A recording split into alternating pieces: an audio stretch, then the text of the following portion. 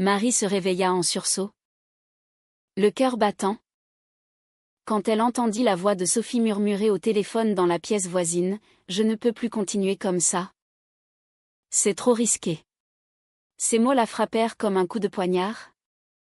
Et avant qu'elle n'ait pu se lever, la porte s'ouvrit brutalement sur sa mère, le visage rouge de colère, brandissant une lettre anonyme qui dénonçait leur relation. Ce matin-là, à Paris, sous un ciel gris d'automne, la vie de Marie bascula irrémédiablement. Elle avait rencontré Sophie 2 ans plus tôt, lors d'un atelier d'écriture créative à la Sorbonne. Marie, étudiante en littérature de 25 ans, cherchait désespérément une inspiration pour son mémoire sur les identités cachées dans la littérature française du XXe siècle. Sophie, professeure adjointe de 30 ans, animait la session avec une passion contagieuse, ses yeux noirs scrutant la salle comme si elle cherchait une âme sœur parmi les participants. Leur premier échange fut banal, une question sur Proust. Mais le regard prolongé de Sophie fit naître en Marie une étincelle qu'elle n'avait jamais ressentie auparavant. Au fil des semaines, les discussions s'allongèrent après les cours, se transformant en café partagé dans les brasseries du quartier latin. Marie, issue d'une famille conservatrice de la banlieue parisienne, avait toujours réprimé ses doutes sur son orientation sexuelle. Sa mère, veuve pieuse, et son frère aîné, avocat rigide, formaient un rempart contre toute déviation de la norme. Le mariage, les enfants, c'est le chemin de Dieu, répétait souvent sa mère lors des dîners dominicaux. Mais avec Sophie, Marie se sentait vivante, libre. Sophie, elle, venait d'un milieu plus libéral, mais portait les cicatrices d'une rupture douloureuse avec une ex-compagne qui l'avait quittée pour un homme, la laissant méfiante envers les engagements. Un soir pluvieux, après un débat animé sur les thèmes lesbiens dans l'œuvre de Colette, Sophie invita Marie chez elle. Un petit appartement rue de Rivoli. Elles parlèrent tard dans la nuit, et quand Sophie posa sa main sur celle de Marie, ce fut comme si un barrage cédait. Leur premier baiser fut hésitant, chargé d'une émotion brute. Marie rentra chez elle en tremblant, partagée entre l'euphorie et la terreur. « Qu'est-ce que je fais ?» se demanda-t-elle en fixant le plafond de sa chambre. Le lendemain, elle décida de plonger, elle envoya un message à Sophie. Et leur relation commença ainsi, en secret. Les mois suivants furent un tourbillon de joie clandestine. Elle se voyait en cachette, inventant des excuses pour des sorties. Marie mentait à sa famille sur des réunions d'études, tandis que Sophie évitait les questions de ses collègues. Mais les fissures apparurent vite. Lors d'une fête universitaire, une amie de Sophie, jalouse, fit une remarque ambiguë sur leur proximité, forçant Marie à nier avec un rire forcé. Ce soir-là, de retour chez Sophie, elles se disputèrent pour la première fois. « Pourquoi as-tu nié ? Suis-je une honte pour toi ?» lança Sophie, les larmes aux yeux.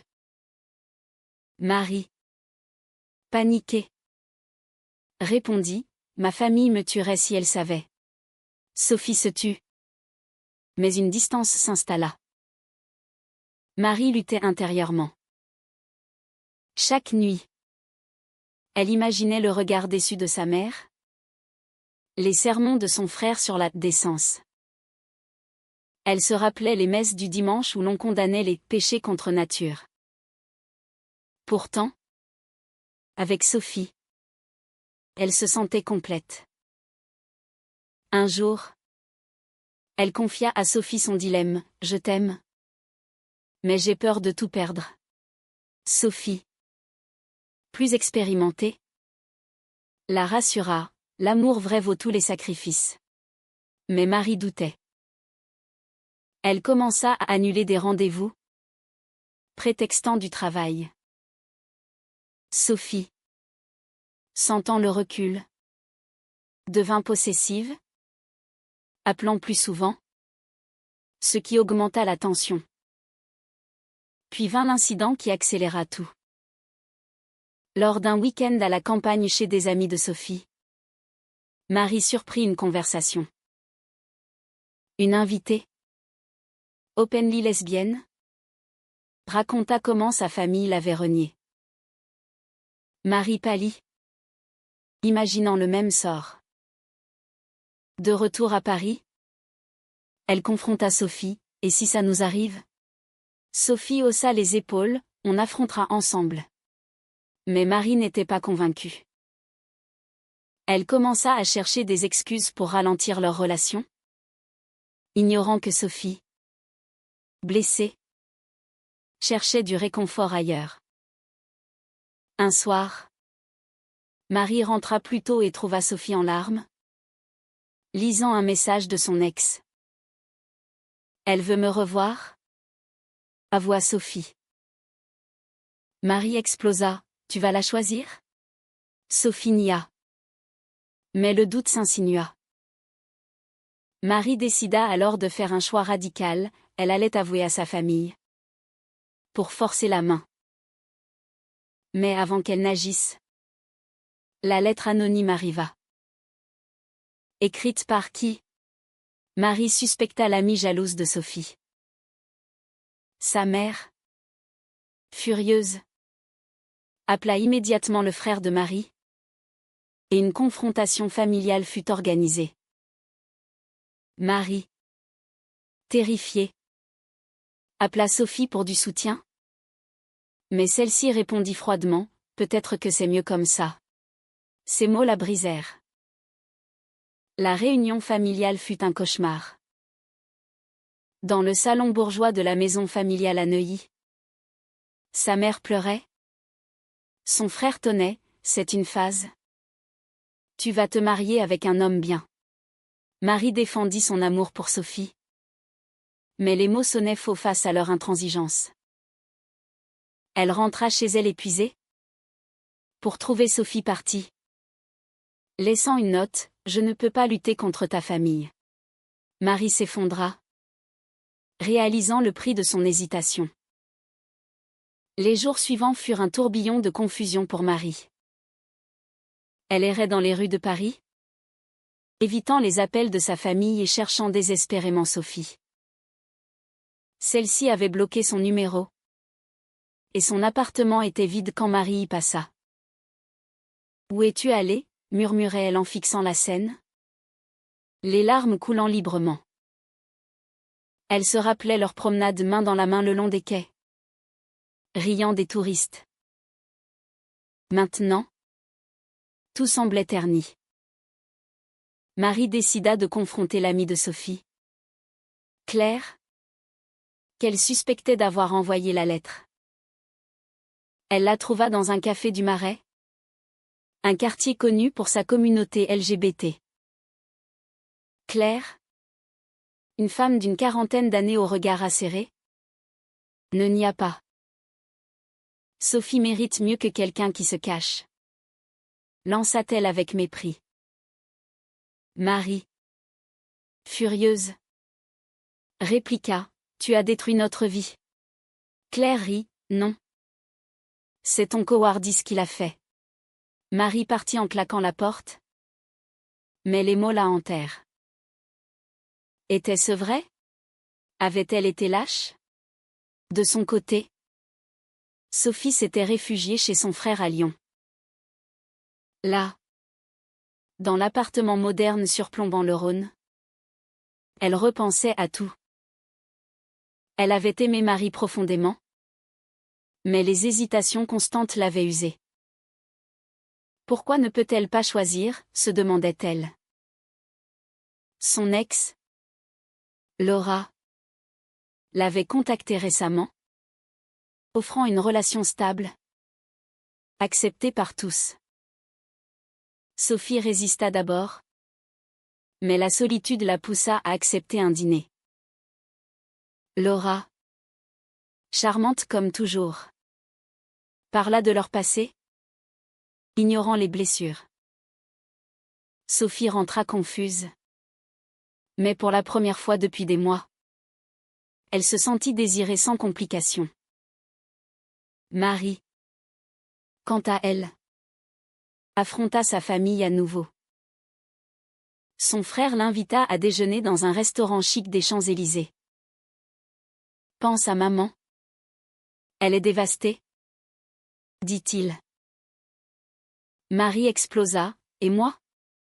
Mon bonheur ne compte pas. Il secoua la tête, c'est contre nos valeurs. Trouve un homme. Marie-toi. Sois normal. Marie quitta la table en larmes, réalisant que sa famille ne changerait pas. Elle décida alors de chercher du soutien ailleurs. Elle contacta une association LGBT à Paris, assistant à sa première réunion.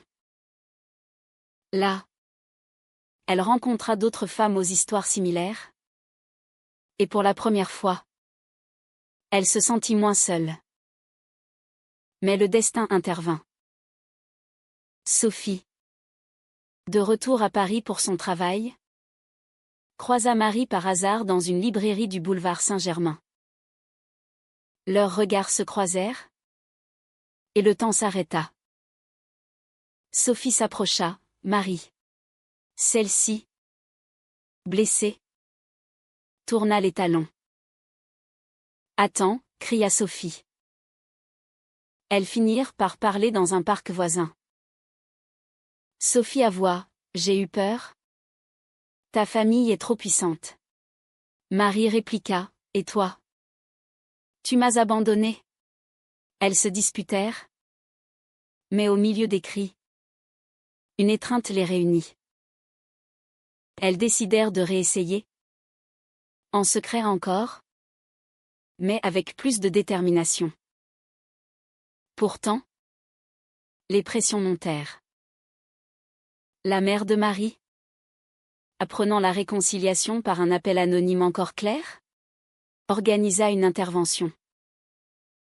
Elle invita Sophie à la maison sous prétexte d'une discussion. Sophie, naïve, accepta, pensant pouvoir plaider leur cause.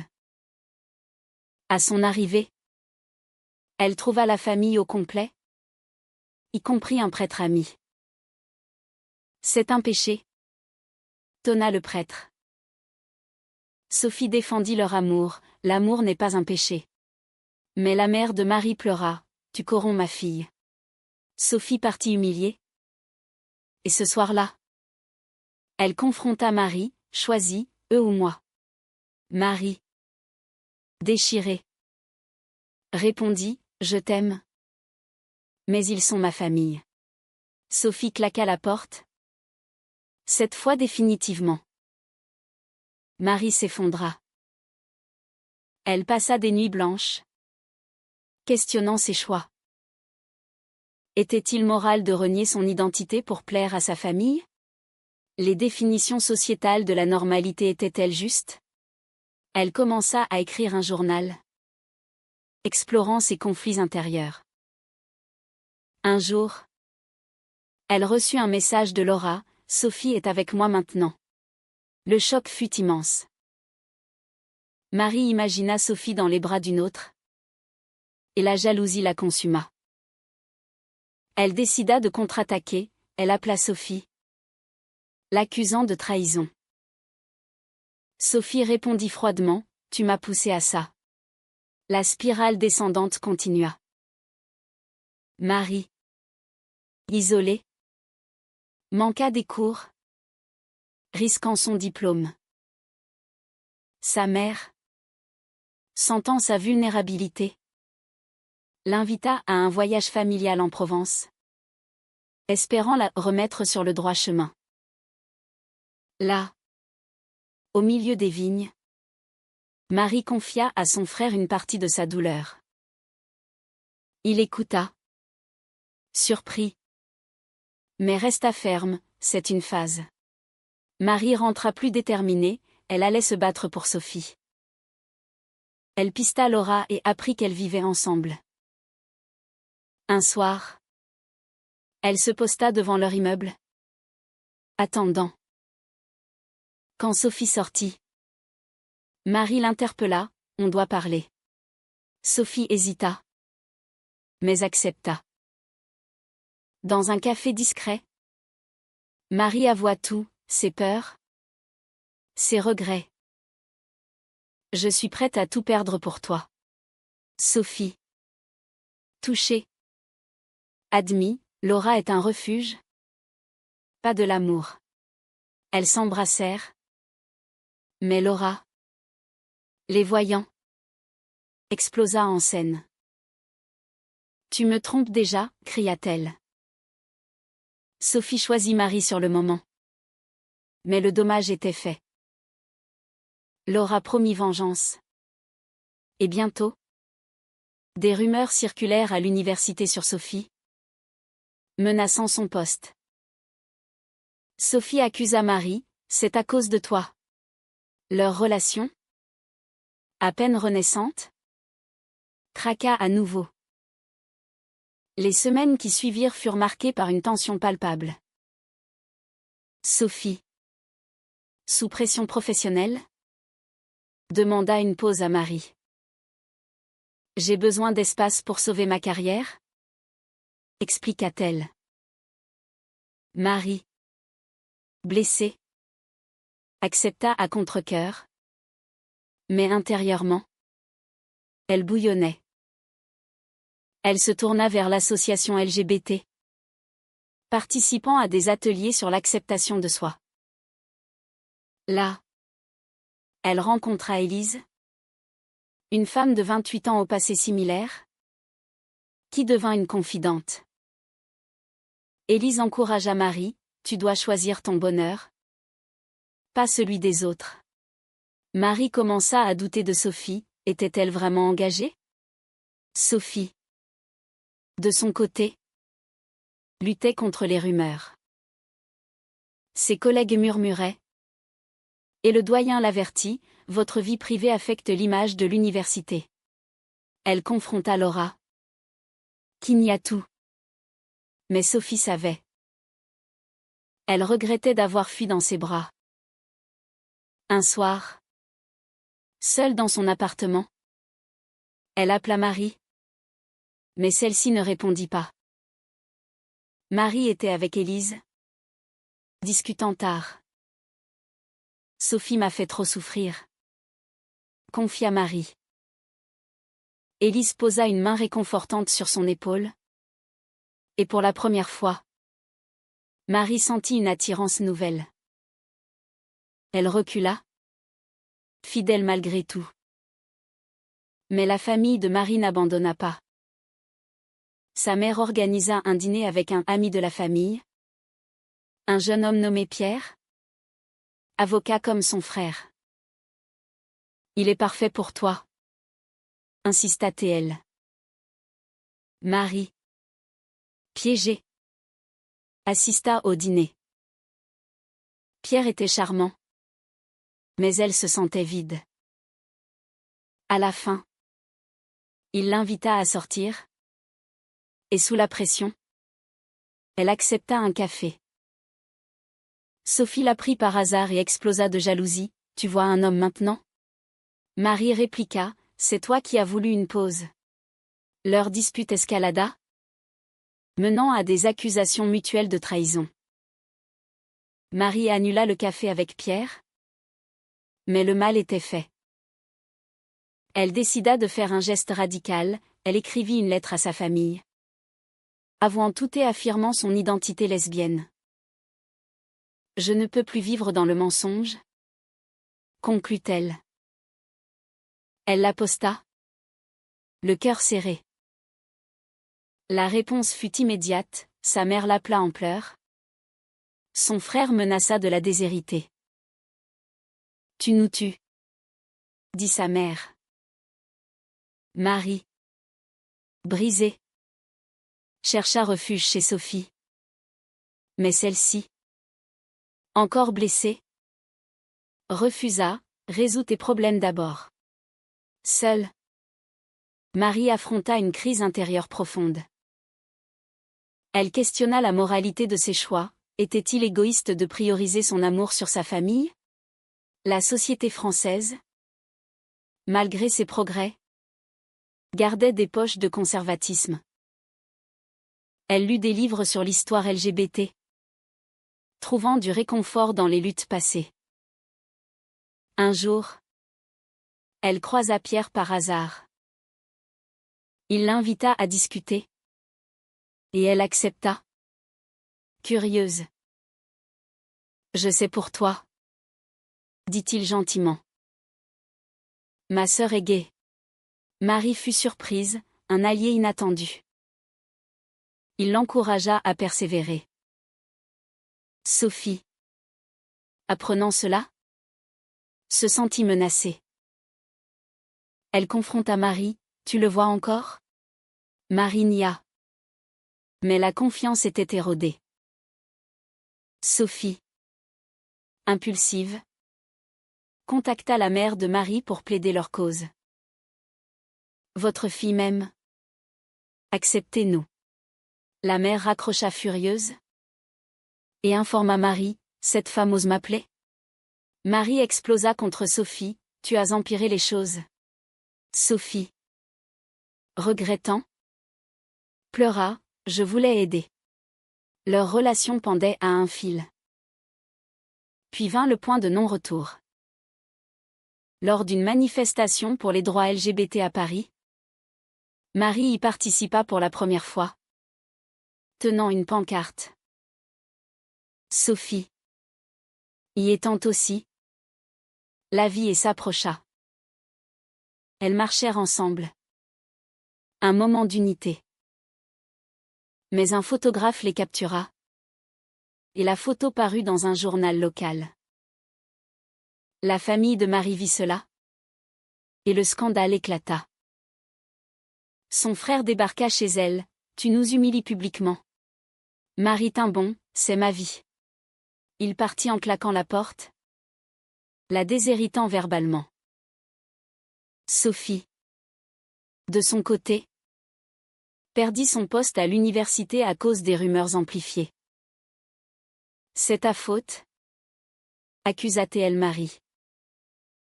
Marie répliqua, non. C'est la nôtre. Pour avoir caché.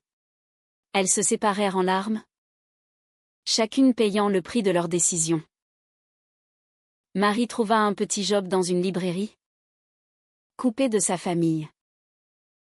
Sophie déménagea à Marseille, cherchant un nouveau départ. Mais le vide persistait. Marie écrivit à Sophie, on s'est perdu. Pas de réponse. Élise devint plus proche, offrant du soutien. Un soir, elles partagèrent un verre, et Élise avoua ses sentiments. Marie, tentée, recula, je l'aime encore. Mais le doute grandit. Sophie, à Marseille, rencontra une nouvelle femme, mais pensa constamment à Marie. Elle décida de revenir à Paris pour une confrontation finale. Sophie arriva à Paris un matin brumeux, déterminée. Elle se posta devant la librairie où travaillait Marie. Quand celle-ci sortit pour la pause, leurs regards se croisèrent à nouveau. On doit parler? Pour de bon, dit Sophie. Marie hésita, mais accepta. Elles marchèrent jusqu'au jardin du Luxembourg, s'asseyant sur un banc. Sophie avoua, j'ai été lâche. J'ai fui dans les bras de Laura par peur. Marie répondit, et moi? J'ai hésité trop longtemps. Elles pleurèrent, se pardonnant mutuellement. Mais la réconciliation fut de courte durée. La mère de Marie, apprenant le retour de Sophie, envoya son frère pour une ultime intervention. Il trouva Marie chez elle, avec Sophie. « Sors d'ici » ordonna-t-il à Sophie. Celle-ci refusa. « Je reste. » Une dispute violente s'ensuivit, avec des accusations de manipulation. Marie, au milieu. Choisis, laissez-nous. Son frère partit, jurant de ne plus la revoir. Marie s'effondra. J'ai perdu ma famille pour toi. Sophie la serra. On est notre famille maintenant. Pourtant, les défis continuèrent. Sophie trouva un nouveau job dans une école privée, mais les rumeurs la suivaient. Marie, isolée, luttait contre la dépression. Elle consulta un thérapeute, explorant ses conflits intérieurs. L'amour demande des sacrifices. Mais à quel prix, demanda-t-elle. Le thérapeute répondit, le prix de l'authenticité.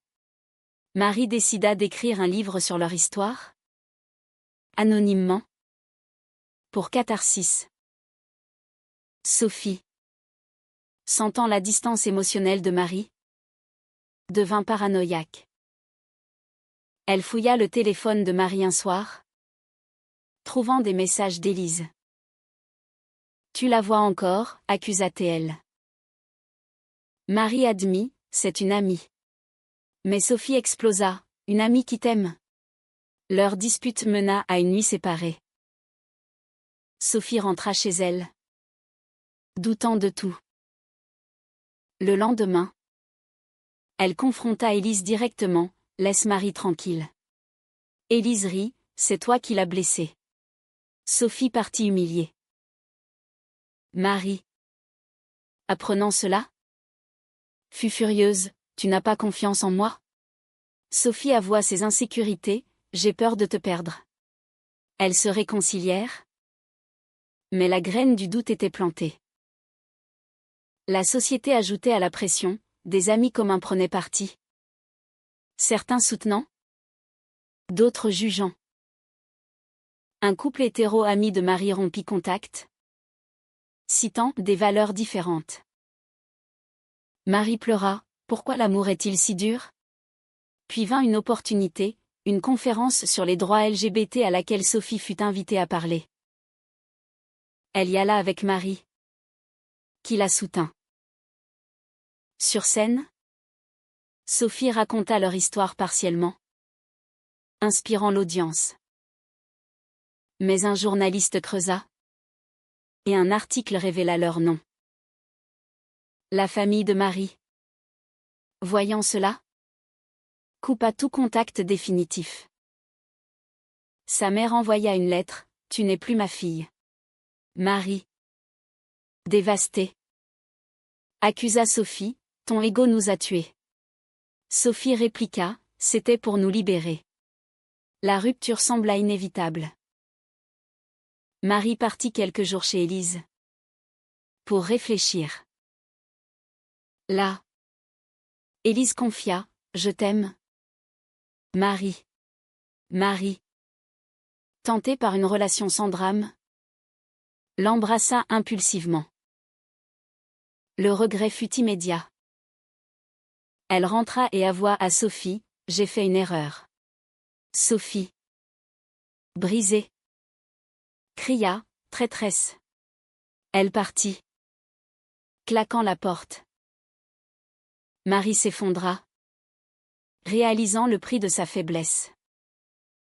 Sophie, seule, appela Laura pour du réconfort.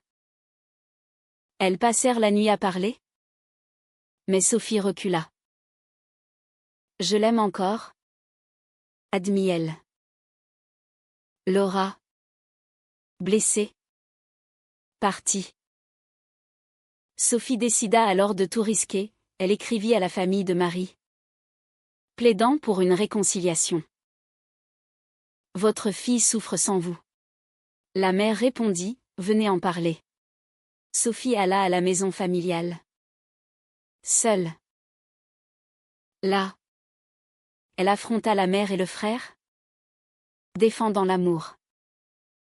C'est pur. Pas un péché. Le frère céda un peu, peut-être. Mais la mère resta ferme. Marie, apprenant cela, fut touchée. Elle appela Sophie, merci. Elles se retrouvèrent, plus fortes. Mais Élise, jalouse, envoya un message anonyme à Sophie avec des détails sur le baiser. Sophie confronta Marie, c'était plus qu'une erreur? Marie nia. Mais la confiance était rompue. Les mois suivants furent une épreuve de feu. Marie et Sophie tentèrent de reconstruire, allant en thérapie de couple.